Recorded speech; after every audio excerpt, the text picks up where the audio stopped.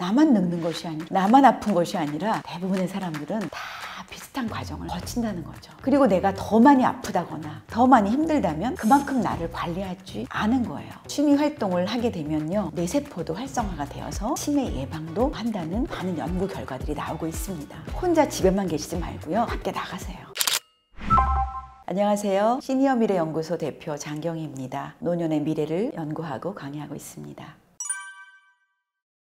누구나 다 노년이 됩니다. 노년은 피할 수가 없죠. 그리고 요즘은 이제 1인 가구가 증가하고 있는데요. 젊은 사람들 뿐만 아니라 65세 이상 1인 가구가 증가하고 있습니다. 두 분이 사시다가도 한 달 한시에 갈 수가 없기 때문에 피할 수 없이 1인 가구가 되거든요. 그래서 이제는 가장 중요한 것이 혼자 자기 자신을 잘 케어할 수 있어야 합니다. 혼자는 물론 외롭죠. 그렇지만 그 외로움에 빠져서 함몰되는 것이 아니라 외로움을 극복해야 되는 것이죠. 자신의 할 일은 최대한 자신이 스스로 할 줄 아는 마음가짐도 필요하고요. 그리고 1인 가구를 피할 수는 없지만 단절은 피해야 된다. 고립은 피해야 한다. 혼자 산다고 다 외로운 건 아니고요. 혼자 산다고 다 고립되는 것도 아닙니다. 혼자 즐길 줄 알아야 돼요. 혼자 밥도 먹을 줄 알아야 되고, 혼자 쇼핑도 할 줄 알아야 되고, 혼자 여행도 할 줄 알아야 되고, 혼자 잘 노는 사람이 노후가 행복합니다. 복지관이나 이런 데 가실 때도 혼자 오는 분도 있지만 어떤 분은 꼭 친구가 이끌어서야 오시는 분도 있거든요. 그렇지만 내가 원하면 꼭 누가 권유하지 않더라도 알아서 이렇게 하면 훨씬 삶이 적극적이고 단절되지 않는 삶을 살 수가 있고요. 그리고 노년이 돼서 동아리 모임을 하시면 참 좋습니다. 취미에 맞는 동아리, 봉사활동 동아리,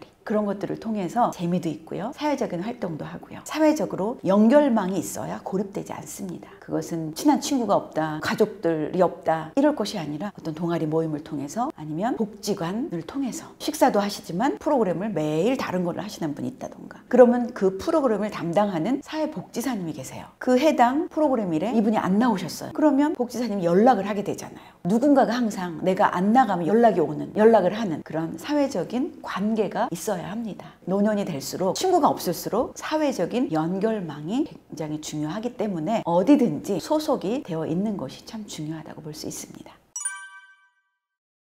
우리가 건강한 노년기를 맞이하기 위해서는 중년부터 준비를 해야 되는데요. 그러기 위해서는 좋은 습관을 가질 필요가 있습니다. 그 중에서 가장 중요한 것은 저는 잠이라고 생각합니다. 나이 먹을수록 수면의 질이 많이 나빠지거든요. 물론 졸려올 때는 수면을 취해야 되고요. 그 졸려온 시기를 놓쳐버리면 잠이 잘 안 오는 경우가 많이 있습니다. 그리고 어떤 분은 뭐 커피를 아무리 많이 마셔도 잠이 잘 온다는 분도 있지만, 오후에 커피를 마시면 잠이 안 온다는 분도 있거든요. 그럴 때는 내 습관을 잘 파악을 하셔서 오후에는 커피도 줄이고 하면서 잠을 잘 주무셔야 되고요. 그리고 무언가를 자꾸 열심히 하려다 보면 잠을 소홀히 하는 경우가 많거든요. 사실 우리 세대는 잠을 줄여서 무언가를 하던 시대였어요. 시간이 부족하기 때문에 줄여야 할 건 잠밖에 없더라고요. 그래서 잠을 줄여가면서 공부를 한다거나 무언가를 배운다거나 집안일을 한다던가 이랬는데, 잠빗이라는 게 있습니다. 잠을 그렇게 안 자고 조금 자고 하면 나중에 여러 가지로 몸에 증상이 나타나요. 그래서 중년 이후부터는 잠을 7시간 내지 8시간은 꼭 주무시는 것이 좋고요. 그리고 낮에 잠이 온다 그럴 때는 낮잠도 30분 이내로 주무시는 것이 좋습니다. 그리고 식습관이 중요하죠. 많이 배부르게 먹지 않는 것이 굉장히 중요한데요. 그래서 중년 이후에 가장 싫어하는 게 저는 뷔페가 아닌가 싶거든요. 젊은 사람들은 뷔페 식당 하면 싸고 많은 음식을 먹을 수 있어서 좋은데, 중년 이후가 되면 소화 기능도 많이 이제 떨어지잖아요. 그래서 많이 먹기보다는 아침, 점심, 저녁을 제때에 먹는 습관, 그리고 적당히 먹는 습관이 가장 중요합니다. 저녁에만 많이 먹는다든가 점심을 많이 먹는다든가 이런 것은, 과식하는 것은 굉장히 나쁘고요. 식습관을 아주 잘 관리하셔야 노년에도 그것이 중요하고요. 또한 가장 중요한 것은 운동이죠. 햇빛 보면서 걷는 것이 가장 중요하고요. 그리고 걸을 때는 햇빛을 차단하는 것이 중요하고요. 어떤 사람은 그 연령대에 비해서 좀 더 젊어 보이고, 어떤 사람은 그 연령에 비해서 늙어 보이고 그러잖아요. 그런 것은 피부 관리를 어떻게 했느냐에 따라서도 다른데요. 그 중에서는 이제 햇빛을 차단하는 거, 선크림을 꼭 발라주시는 거. 남자분들은 아직도 선크림 안 바르시는 분들 많이 계시더라고요. 지금부터 관리하지 않으면 주름이 더 많이 생기고요. 더 빨리 노화가 지속되기 때문에 피부 관리도 지금부터 하시고, 비싼 화장품이 아니더라도 크림을 적당한 때 사용하시는 거 추천드립니다.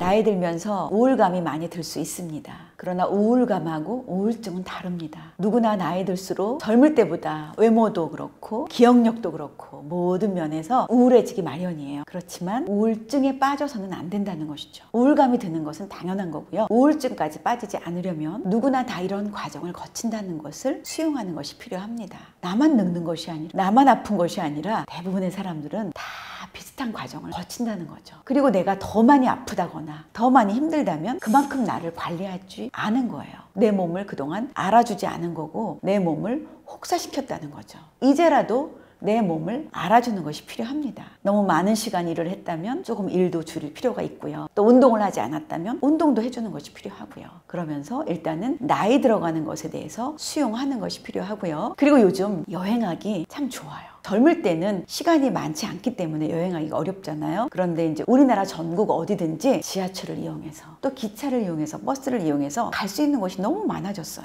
그리고 각 지방별로 축제도 많아지고요. 아름답게 가꾸는 데가 너무 많은 거예요. 그래서 갈 곳이 많아졌어요. 해외에 돈이 많이 들어서 못 간다 하더라도 국내에 갈 곳이 너무 많아요. 그래서 자연을 가까이 하고 다른 환경도 많이 접해보고 그러면 마음도 달라지고요. 기분도 달라지거든요. 그래서 내 스스로 내 마음을 자꾸 업시켜야 돼요. 내가 노력하지 않으면 누구에게 기대하기는 많이 어렵습니다. 그래서 특히 서울 시내에서는요, 박물관 가면 너무 좋습니다. 국립박물관도 가고요. 국립미술관도 가고요. 65세 이상은 무료잖아요. 이렇게 보면서 과거와 또 현재와 미래를 볼 수가 있고요. 그것들을 통해서 지혜를 얻을 수가 있고요. 또 그곳에 가면 저렴한 금액에 식당도 있어요. 푸드코트 가서 점심도 또 해결할 수가 있고요. 또 사시사철 계절이 변하는 것들을 볼 수가 있기 때문에 훨씬 내가 살아있음을 느낄 수 있고 또 내 생각이 훨씬 긍정적으로 변화되는 것을 볼 수가 있습니다. 혼자 집에만 계시지 말고요. 밖에 나가세요. 그리고 많이 활동하고 많이 움직이는 분은 우울증에 빠질 시간이 없어요. 그리고 밤에 잠도 잘 옵니다. 잠을 잘 자야 우울증에 걸리지 않고요. 치매에 걸리지 않습니다.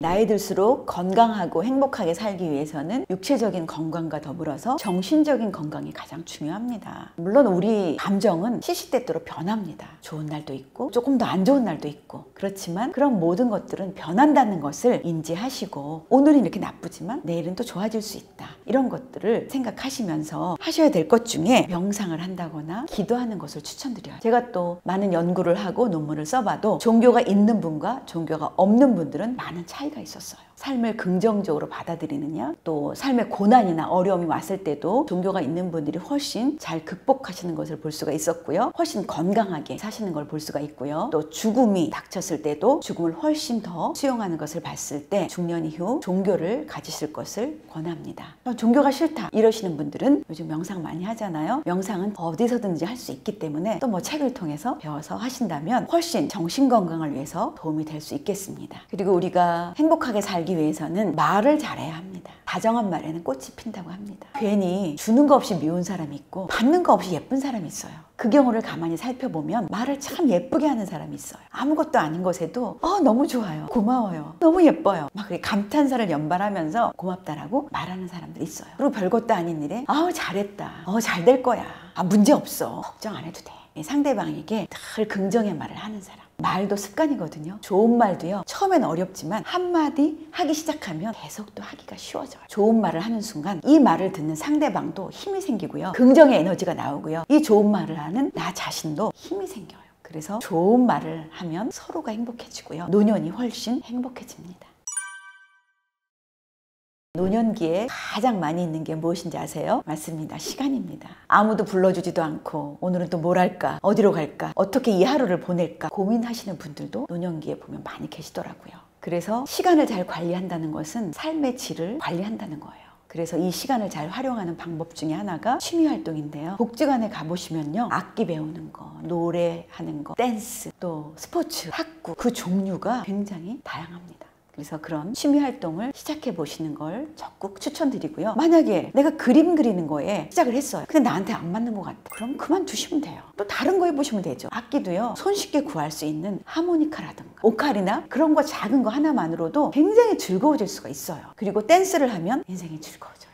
그리고 사례를 하나 말씀드리면요. 그분은 직장 생활 하시는 동안 그림을 그리고 싶으셨대요. 화가가 되고 싶으셨대요. 근데 집안에서 반대를 하셔서 미대를 못 갔고 화가가 되지 못했어요. 그 직장 생활 하는 동안에 일주일에 한 번씩 일요 미술회 이런 데를 나가셔서 그냥 그리셨대요. 그런 것들이 이제 이렇게 축적이 돼서 은퇴하시고 나서 적극적으로 그림을 그리기 시작하신 거예요. 근데 취미가 전업이 되셨어요. 그래서 미술전에도 출품해서 상도 받으셨고요. 전업 미술 작가가 되신 거예요. 그래서 지금 아주 활발하게 미술 그리시는 화가가 되셨는데요. 너무 행복하시대요.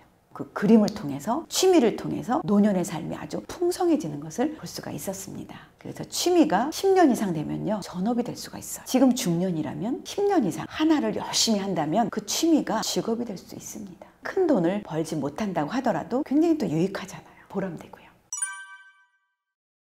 취미 활동을 하게 되면요, 우선은 우리 마음이 즐거워지잖아요. 즐거워지다 보면 뇌세포도 활성화가 되어서 한 가지 몰두하게 되면 치매 예방도 한다는 많은 연구 결과들이 나오고 있습니다. 그리고 우리가 어딘가에 나이가 들수록 집중이 자꾸 약해지거든요. 그런데 뜨개질이든 그림을 그리는 거든 또 사진을 찍는 거든 그런 것들을 통해서 집중력이 늘어나는 것을 볼 수가 있습니다. 집중하다 보면요, 잡생각이 안 들어요. 몰입이 되거든요. 몰입의 즐거움이라고 하죠. 몰입하다 보면요, 세상 근심, 걱정, 염려 떠나가게 되고요. 명상 상태와 같은 상태가 되기 때문에 우리의 뇌파도 아주 안정적인 상태가 됩니다. 그래서 행복감이 증가가 돼서요, 정신적으로도 훨씬 건강하다는 연구 보고 결과들이 있습니다. 그래서 또 제가 아는 어떤 분은요, 사진을 배우기 시작을 했어요. 그래서 처음에는 취미 활동으로 손주도 찍어주고 꽃도 찍고 그러다가 이것이 봉사활동으로 전환이 되셔서 이렇게 복지관에 가서 장수 사진을 찍어주는 봉사활동을 하고요. 그러다 보니 취미가 봉사활동이 됐고, 또 어떤 분은 의뢰를 하세요. 또 이 장수사진, 영정사진 찍어달라, 초상화 이 사진 찍어달라는 분도 계세요. 그래서 그런 사진을 찍어줘서 용돈도 생기기도 하고, 그러면서 이것은 또 이 사진 찍는 작업은 창의적인 직업이기 때문에, 창조적인 직업이기 때문에 굉장히 아름다움을 느끼게 되고 거기서 또 기쁨을 창조하게 되죠. 그래서 삶이 훨씬 또 행복해지는 것을 볼 수 있습니다. 그리고 취미생활은요, 결국은 아름다움을 추구하는 거예요. 이 아름다움을 추구하다 보면요, 사람은 행복해져요. 기쁨이 생기고요. 그래서 건강하게 오래 사실 수가 있고요. 그래서 우리 삶의 질을 높여지는 결과를 만들기도 합니다. 여러분은 어떻게 늙어가기를 원하시나요? 노년기에 더욱 중점적으로 해야 될 것은 내면의 아름다움을 키우는 것이라는 생각이 듭니다. 내면이 아름다운 분들은요, 아무도 무시할 수가 없습니다. 내면이 아름다운 분들은요, 품격이 있는 분들입니다. 그분의 말, 그분의 행동, 이런 것들은 누구도 함부로 하지 못합니다. 그렇기 때문에 초고령 사회를 맞이해서 우리나라의 세대 갈등이다, 노인 혐오, 좋지 않은 말들이 있지만 내 스스로 내 품격을 만들어 간다면 우리 사회가 좀 더 밝아지고, 또 노인을 함부로 대하지 않고 노인을 혐오하지 않는 사회가 되지 않을까 생각이 듭니다. 그래서 품격을 높이기 위해서는 말도 조심하고 배려하는 말을 하고요. 그리고 행동도, 우리가 다 노인이라서 이제 지하철을 타도 노인석을 다 차지하고 앉을 수가 없습니다. 내가 노인이라도 나보다 더 불편한 사람에게 양보하는 마음, 그리고 건강하다면 당당하게 서서 있을 수 있는 그런 마음을 가지고 다른 사람을 배려하는 그런 품격 있는 행동을 한다면 초고령 사회를 맞이해서 우리 사회가 더 청년과 또 노인과 또 세대 간의 갈등도 줄어지지 않을까 하는 생각이 들고요. 그리고 자리 양보를 받았을 때 당연한 것은 없습니다. 감사하는 표현을 반드시 해야 합니다. 감사하는 마음으로 받고 감사를 표현하고, 그렇다면 부모 자녀 간에도 또 젊은이와 노인들 간에도 우리 사회가 좀 더 밝고 아름다운 사회가 되지 않을까, 그런 생각을 해봅니다. 감사합니다.